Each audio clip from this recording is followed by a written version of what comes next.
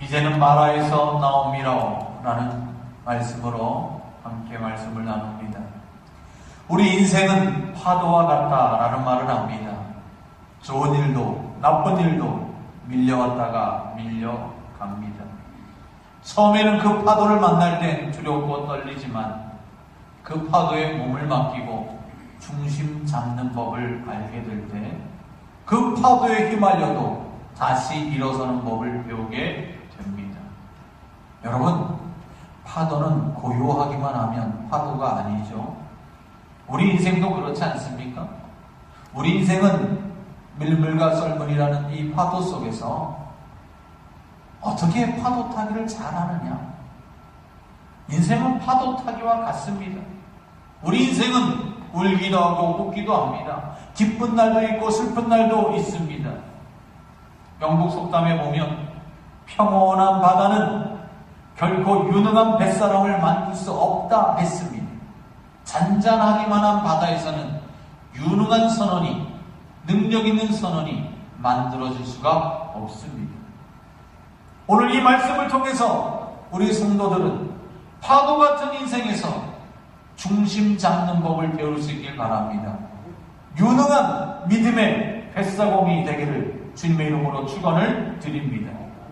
시어머니 나오미와 며느리 룻은 약속의 땅 베들레헴에서 이방 땅 모압으로, 그리고 본문에 보면 다시 모압에서 약속의 땅 베들레헴으로 돌아옵니다. 10년 만에 귀향입니다. 성공의 큰 꿈을 품고 고향을 떠났지만 돌아올 때는 빈털터리 신세로 전락하여 돌아옵니다.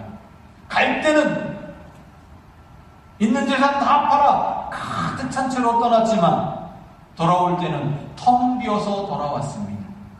행복 인생을 꿈꾸며 나아갔지만 불행 인생으로 전락된 것이죠. 이런 나오미의 귀향 소식은 마을 사람들의 관심사였습니다. 온 성이 떠들썩하여 그곳 여자들이 말합니다. 정말 이 사람이 나오미냐? 하고 묻습니다. 이 말에 나오미는 의미 없는 답이 아니라 신앙 고백적 답을 내놓습니다. 나를 나오미라 부르지 말고 마라라고 불러주시오. 나오미라는 뜻은 감미롭다, 달콤하다, 기쁨에 넘치다, 사랑스럽다라는 복된 의미들이 내포되어 있습니다. 반면에 마라라는 뜻은 쓰다, 괴롭다, 고통스럽다라는 뜻입니다. 나오미는 자기가 겪고 있는 이 현실을 자기 이름을 빗대어 고백한 것입니다. 잘 먹고 잘 살기 위해 고향 땅, 약속의 땅을 떠났는데 그 결과는 금의 환향이 아니라 금의 야행의 꼴이 났습니다. 금의 야행이란 말은 비단 옷을 입고 밤길을 가다라는 겁니다. 아니, 왜 비단 옷을 입고 밤길을 갑니까? 이 말은 아무런 보람도 없는 일을 비유한 말입니다. 왜 나오미가 이처럼 자기 이름대로 달콤한 인생이 아니라 쓰디쓴 인생이 되었을까요? 기쁨이 아닌 슬픔의 이름으로 불러달라고 요청했을까요? 그 이유는 너무나 분명합니다. 나오미는, 그 가족은 하나님이 축복하시는 약속의 땅을 떠났기 때문에 그렇죠. 하나님을 떠난 인생은 결국 고통스럽고 텅 빈 인생이 될 수밖에 없다라는 것을 보여준 것입니다. 사랑하는 성도 여러분, 하나님이 복의 근원이신 것 아시죠? 아시는 줄 믿습니다. 하나님이 만복의 근원이신 줄 믿습니다. 그런데 그 하나님을 떠나니까, 그 하나님이 함께 하시지 않으니까 쓴맛 인생이 되고 만 것 아닙니까? 하나님 없는 인생은 헛된 인생이 되고 말지 않습니까? 많이 움켜쥐려고, 더 많이 움켜쥐려고 떠났는데 결국 빈털터리 인생이 되고 돌아왔습니다. 헛된 인생, 험한 인생이 되고 만 것이죠. 전도서 기자가 그처럼 말했던 헛되고 헛되며 헛되고 헛되니 모든 것이 헛되도다. 헛되도다 라는 말, 히브리어로 헤벨이란 말은 입김, 한숨이란 말입니다. 우리 입을 떠난 숨결은 얼마 지나지 않아 허무하게 다 사라지지 않습니까? 우리 인생이 이와 같다라는 거예요. 시편 기자는 그래서 시편 62편 9절에 슬프도다. 사람은 입김이며 인생도 속임수이니 저울에 달면 그들은 입김보다 가벼우리로다. 사람이란 뭐다? 인생이란 헤벨, 숨결 같아. 한숨과 같다. 우리 인생은 이 부는 입김, 한숨보다 가볍다라고 탄식하지 않습니까? 우리 인생이 마치 이와 같다는 거예요. 하나님 떠난 인생은 입김과 같아요. 한숨과 같아요.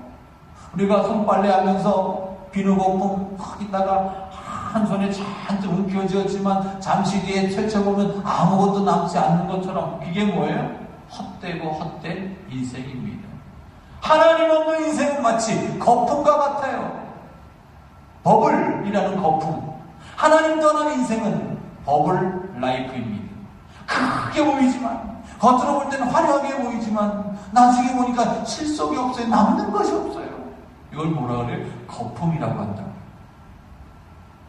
비누 거품은 커 보이고 반짝반짝 예쁘게 보이지만 만져보면 터져버립니다. 잡히는 것이 없습니다. 거품에는 쓸만한 내용이 담겨있지 않습니다. 그렇습니다. 하나님이 인정하시지 않는 인생은 모두 비누 거품과 같습니다. 겉으로는 화려해 보일지 몰라도 반짝반짝 빛나 보일지 몰라도 실상은 빈 껍데기일 뿐입니다. 거품 같은 인생, 거품 같은 신앙이 되고 마는 것이죠. 우리 인생에도 거품 같은 인생이 있습니다. 어떤 인생이 그렇습니까? 자기 만족을 위해 사는 인생은 거품 인생입니다. 많은 것을 이룬 것 같은데 지나고 나면 손에 잡히는 게 없어요. 그래서 마지막 하나님 빼앗는 거예요. 하나님 앞에 마지막 내 삶의 결산을, 삶의 열매를, 내 믿음의 열매를 드려야 되는데 드릴 게 없어요. 왜? 누굴 위해 살았으니까? 자기 만족을 위해 살았으니까. 하나님 앞에 드릴 게 없어요. 이게 거품 인생이에요. 거품 신앙도 있습니다. 신앙생활 한다고 하지만 하나님의 영광과 하나님의 이름을 드러내지 않고 자기 이름 드러내기를 좋아하고 자기 자랑에 바쁘고 다른 사람을 귀하게 여기지 않고 우습게 여기는 사람은 아무리 선한 일을 한다고 해도 거품 신앙일 뿐입니다. 예배와 말씀과 기도와 선교와 구제와 봉사, 이 모든 것이 하나님 중심 하나님의 영광을 위한 것이 아니고 자기 과시의 수단이 된다면 이 모든 것은 다 거품 신앙입니다. 거품 신앙은 하나 앞에 내놓을 것이 없습니다. 다 사라지고 마니까요. 구약에서 예수님을 가장 많이 닮았다라고 평해지는 꿈쟁이 요셉을 보세요. 그는 고향이든 타향이든 노예 신세든 죄수 신세든 남의 집이든 감옥이든 하나님과 함께하는 사람이었습니다. 하나님과 함께하니까 형통한 자가 되었다라고 성경은 말하고 있습니다. 하나님과 함께하니까 하나님이 그를 들어 쓰십니다. 자기 가족을 살리고 가문을 살리고 나라를 살리고 이웃 나라까지 살리고 구원의 이야기를 그 가문을 통해서 펼쳐갑니다. 요셉이 어떤 사람이었어요? 하나님과 함께하는 사람이었기 때문에 그렇습니다.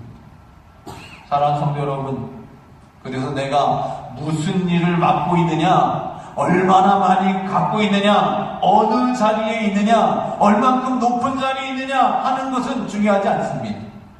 정말 중요한 것은 우리 인생에서 누구와 함께 하느냐 이것입니다. 매일매일 나는 누구와 인생길을 동행하느냐 하는 것입니다. 우리 인생에서 돈이 목적이 되어서는 안 됩니다. 돈을 목적으로 추구하고 돈을 최고의 가치로 삼고 행복을 최고의 가치로 삼고 아니요. 행복을 주시는 하나님께 포커스를 맞추셔야지. 돈이란 삶의 수단이지 결코 우리의 목적이나 목표가 되어서는 안 됩니다.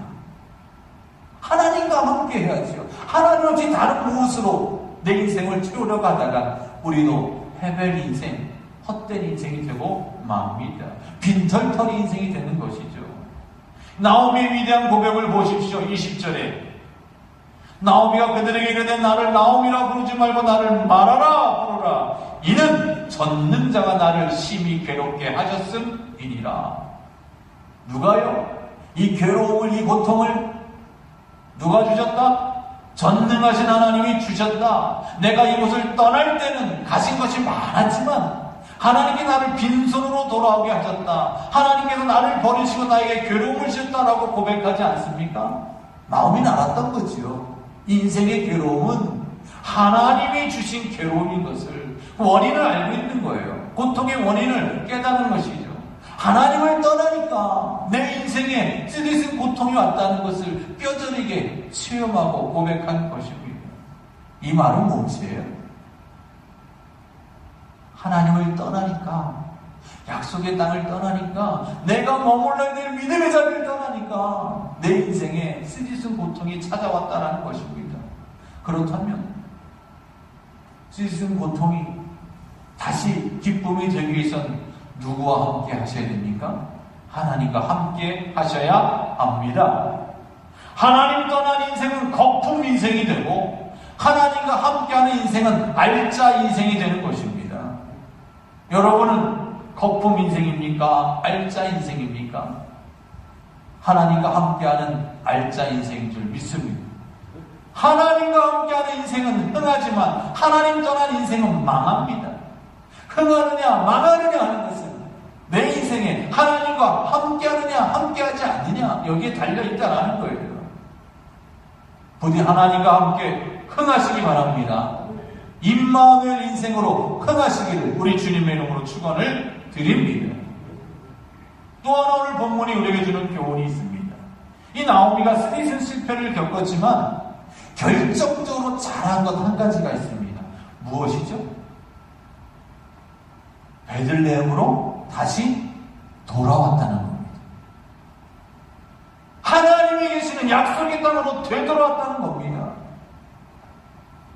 다시 기회를 잡은 것이죠. 여러분, 우리 인간은 누구나 실수합니다. 실패합니다. 쓰러집니다. 하는 일마다 다 잘 됩니까? 안 되죠. 인생의 변수가 너무 많아서 이 변수는 내가 통제할 수 없는, 내가 컨트롤할 수 없는 인생의 변수가 너무 많아요. 내 인생 내 마음대로 됩니까? 안 되죠. 그런데 인생의 큰 파도, 작은 파도 상관없이 정말 중요한 것은 내가 있어야 될 자리가 어디 있는지 찾는 겁니다. 내가 있어야 할 자리를 떠났다면 다시 돌아가셔야 됩니다. 내가 돌아갈 자리가 어딨냐 하는 거예요. 여러분, 망하는 자리에서 돌아오면 하나님이 은혜를 베풀어 주십니다. 거품 인생, 실패한 인생이 사는 길은 단 하나, 하나님 앞에 다시 나아가는 것입니다. 나오미 인생이 마라의 인생이 되었지만 다시 마라에서 나오미로 바뀔 수 있는 길은 오직 하나님께로 돌아오는 길뿐입니다. 아무리 실패해도 다시 사는 길은 하나님 앞에 나와 회개하는 것입니다. 회개하면 하나님은 은혜를 베푸시지만 회개 없는 인생은 망합니다. 우리가 실수해서 죄지에서 망하는 것이 아니라고. 왜? 다 실수하니까. 다 죄인이니까. 다 실수하고 다 죄이면 다 망하고 다 넘어집니까? 아니죠. 어떤 인생이 망한다고요? 실수하고 죄 지었는데도 하나님 앞에 돌아가지 않는 인생, 하나님 앞에서 자기의 죄를 회개하지 않는 인생은 망하는 거예요. 코로나19 바이러스가 점점점 확산되고 있습니다. 나라에서 모임을 자제하도록, 예배까지도 자제하도록, 참 마음이 너무 아픕니다. 네? 많은 교회들이 예배를 중단하고 있습니다. 온라인 예배로, 가정 예배로 대체하고 있습니다. 천주교도 236년 만에 첫 주일 미사가 중단되었다고 하고요. 100년이 넘는 교회, 70년, 40년이 넘는 교회들 그 역사 가운데 주일 예배가 중단된 건 처음이라고 그럽니다. 6.25 전쟁 때에도 예배가 중단되지 않았는데 참 감사하게도 저는 우리 장애원 장로님들이 지혜를 모아서 그래도 예배를 중단하지 않고 우리 장로님들과 교육자들이 바이러스의 위협에도 불구하고 소수의 무리지만 일당백, 일당천의 마음 가지고 다시 개척교회라는 그 심정 가지고 이 주일 예배를 그래도 드릴 수 있음에 너무 깊은 감사를 드립니다. 53년째 되는 50이 넘는 우리 교회가 그래도 소수의 무리가 모여서 이 주일 예배를 지킬 수 있음이 얼마나 귀하고 감사한 일인지 모릅니다. 지금은 슬프고 괴로운 주일일지 몰라도 후에 지나면 이것이 우리의 아름다운 영적 추억이 될 줄 믿습니다. 이때도 교회를 지키고 예배를 지킨 그 모습을 보시고 하나님께서 아름답게 역사하시고 은혜를 주시리라 믿습니다. 코로나19 바이러스를 보면서 드는 생각은 단 하나입니다. 어느 지역에서 왔느냐? 누가 전염시켰느냐? 누가 슈퍼바이러스냐? 이것 따지기 전에 우리는 이 엄청난 재앙 앞에서 이게 우연일까? 우리 믿음의 사람 이 엄청난 재앙 앞에서 다시 한번 하나님 앞에서 회개를 다짐하셔야지. 회개하지 않으면 망한다는 거죠. 이제는 지역을 넘어 국경을 넘어 모든 대륙에 코로나가 퍼져가지 않았습니까? 모든 사람을 뜻하는 헬라어 판, 모든이란 뜻입니다. 데모스, 사람이란 뜻입니다. 모든 사람들, 팬데믹 현상이 이제 온 세계 모든 사람이 대한민국만이 아니라 모든 사람에게 이 바이러스가 다 퍼지는 팬데믹 현상이 일상이 되고 맙니다. 14세기에는 유럽의 흑사병이 그랬고요. 2009년에는 신종 인플루엔자가 팬데믹 현상이 일어났고요. 10년 만에 2019년을 넘어 이제 2020년에도 코로나 바이러스 감염증 19가 세계적 대유행 전염병이 되고 말았습니다. 나라도 기업도 무역도 소상공인도 그리고 교회도 위축될 수밖에 없고 모든 것이 다 마비될 수 없는 이런 상황에 처하게 됐습니다. 우리 믿음의 사람 어떻게 반응이 됩니까? 누구 탓이라고요? 나라 탓입니까? 중국의 우한 탓입니까?